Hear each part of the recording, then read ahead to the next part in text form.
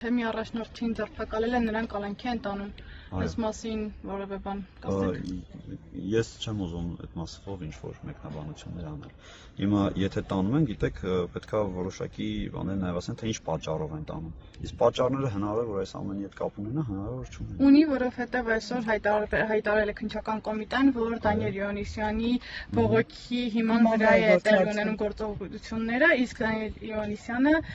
այդ բողոքները ներկայացրել է ձեր հարցազրույցից։ Եկեք սպասենք քննությանը, կտեսնենք այդ ժամանակից առաջ չեմ ուզում ընկնել եւ այս մասով մեկնաբանություններ չեմ ուզում։ Իսկ ինչ եք կարծում, պիտի ձեր հայտարարությունը քննվեր ընդհանրապես իրավական հետևանք պիտի ունենար այն հանգամանքը, որ դուք թեմից ստացել եք հրահանգ մասնակցելու ցույցերին ձեր կամքին հակառակ։ Պիտի քննվի այս հարցը։ Այս թեման, բայց շատ ու շատ թեմաներ։ Չէ, կոնկրետ այս թեման։ Պիտի քննվի թե ոչ։ Կարծում եմ պիտի քննվի, ինչու պիտի քննվի, որովհետև եթե եղել է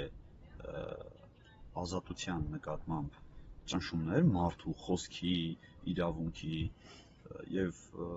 առհասարակ ընտրությունները կլինեն, ցույցերը կլինեն, դրանք այնպիսի շարժումներ են, որ մարդը գաղափարապես դրան պիտի հարի։ Եթե դու գաղափարապես այդ շարժմանը չես հարում, բայց այնտեղ ես, դա էլ է տարօրինակ։